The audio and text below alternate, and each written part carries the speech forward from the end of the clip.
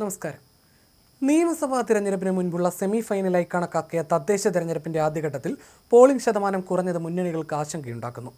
തിരുവനന്തപുരം, കൊല്ലം, ആലപ്പുഴ, പത്തനംതിട്ട, കോട്ടയം, ഇടുക്കി, എറണാകുളം എന്നീ 7 ജില്ലകളിലായി നടന്ന ആദ്യഘട്ടത്തിൽ 70.91% മാത്രമാണ് അന്തിമ കണക്കുകൾ പ്രകാരം രേഖപ്പെടുത്തിയത്. 2020 തെരഞ്ഞെടുപ്പിൽ ഈ 7 ജില്ലകളിലെ പോളിംഗ് 73.85%. ഇത്തവണ അത് 3% കുറഞ്ഞ് 70.91-ലെത്തി. വൻ പ്രചാരണം നടന്നിട്ട് പോളിംഗ് കുറഞ്ഞത് മുന്നണികൾക്കിടയിൽ ചർച്ചയായിട്ടുണ്ട്.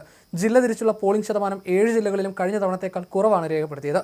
എറണാകുളം 74.57%, ഏറ്റവും കൂടുതൽ എറണാകുളത്താണ്.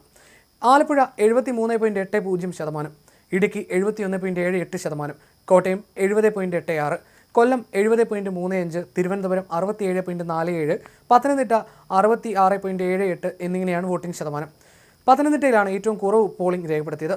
തിരുവനന്തപുരം കോർപ്പറേഷൻ 58.29%, എറണാകുളം കോർപ്പറേഷൻ 62.44%, കൊല്ലം കോർപ്പറേഷൻ 63.35% എന്നിങ്ങനെ പോകുന്നു കണക്കുകൾ. ആദ്യഘട്ട തദ്ദേശ തെരഞ്ഞെടുപ്പ് പൂർത്തിയായതോടെ 7 ജില്ലകളിലെ മുന്നണികൾ കൂട്ടിലും കിഴക്കിലുമാണ്. എങ്കിലും സമാനതകളില്ലാത്ത പ്രചാരണം നടത്തിയിട്ടും പോളിംഗ് ശതമാനം കുറഞ്ഞത് എല്ലാ മുന്നണികൾക്കും ഒരുപോലെ ആശങ്കയാണ്. പോളിംഗ് കുറഞ്ഞതിന്റെ പ്രാഥമിക കാരണം വോട്ടർ പട്ടികയിലെ പ്രശ്നങ്ങളാണെന്നാണ് മുന്നണികളുടെ വിലയിരുത്തൽ. മരിച്ചവരെയും സ്ഥലം മാറിപ്പോയവരെയും പൂർണ്ണമായി പട്ടികയിൽ നിന്ന് നീക്കിയില്ലെന്നാണ് നേതാക്കളുടെ അഭിപ്രായം. എങ്കിലും പുറത്ത് വലിയ ആത്മവിശ്വാസം പ്രകടിപ്പിച്ചുകൊണ്ട് മുന്നണികൾ വിജയപ്രതീക്ഷ പങ്കുവെക്കുന്നുണ്ട്.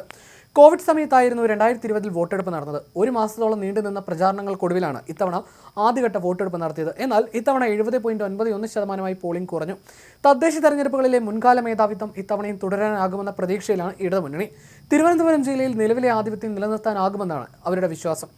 കേരള കോൺഗ്രസുകളുടെ തട്ടകമായ കോട്ടയം പോലുള്ള ജില്ലകളിൽ പ്രകടനം മെച്ചപ്പെടുത്താനാകുമെന്നും നഗരസഭകളിൽ നേട്ടമുണ്ടാക്കുമെന്നും LDF കണക്കുകൂട്ടുന്നു.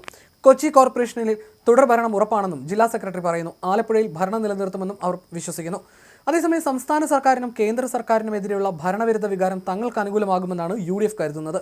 എറണാകുളത്തെ മികച്ച പോളിംഗ് തങ്ങൾക്ക് അനുകൂലമാണെന്ന് DCC പ്രസിഡന്റ് മുഹമ്മദ് ഷിയാസ് വിലയിരുത്തുന്നു. കഴിഞ്ഞ തവണ കൈവിട്ടുപോയ ഭൂരിപക്ഷ വോട്ടുകൾ തിരുവനന്തപുരത്ത് തിരിച്ചുപിടിക്കാൻ കഴിയുമെന്നും ജില്ലാ പഞ്ചായത്തിൽ ഉൾപ്പെടെ വൻ തിരിച്ചുവരവ് ഉണ്ടാകുമെന്നും UDF അവകാശപ്പെടുന്നു. ആലപ്പുഴയിൽ നഷ്ടപ്പെട്ട മുനിസിപ്പാലിറ്റികൾ തിരിച്ചുപിടിക്കാൻ കഴിയുമെന്നും അവർ പ്രതീക്ഷ പങ്കുവെക്കുന്നു. അതേസമയം വോട്ട് വിഹിതം വർദ്ധിപ്പിക്കാനാകുമെന്നാണ് BJPയുടെ പ്രതീക്ഷ. തിരുവനന്തപുരം കോർപ്പറേഷനിലും വർക്കല നഗരസഭയിലും അട്ടിമറി വിജയം നേടാൻ കഴിയുമെന്നും അവർ പ്രതീക്ഷിക്കുന്നു. തിരുവനന്തപുരം കോർപ്പറേഷനിലെ കുറഞ്ഞ വോട്ടിംഗ് ശതമാനം BJP ആശങ്കപ്പെടുത്തുന്നുമുണ്ട്. കൊല്ലത്ത് സമാനതകളില്ലാത്ത പ്രചാരണം നടത്തിയിട്ടും പോളിംഗ് വർദ്ധിക്കാത്തത് ഫലത്തെ എങ്ങനെ ബാധിക്കുമെന്ന ആശങ്ക LDFനും UDFനുമുണ്ട്.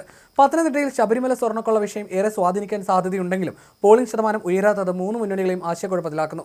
ആലപ്പുഴയിൽ കഴിഞ്ഞ 10 വർഷത്തിനിടയിൽ ഏറ്റവും കുറഞ്ഞ പോളിംഗാണ് ഇവിടെ രേഖപ്പെടുത്തിയത്. ഇടുക്കിയിൽ ഹൈറേഞ്ച് മേഖലയിൽ പോളിംഗ് കുറഞ്ഞത് തിരിച്ചടിയാകുമെന്നാണ് UDF വിലയിരുത്തൽ.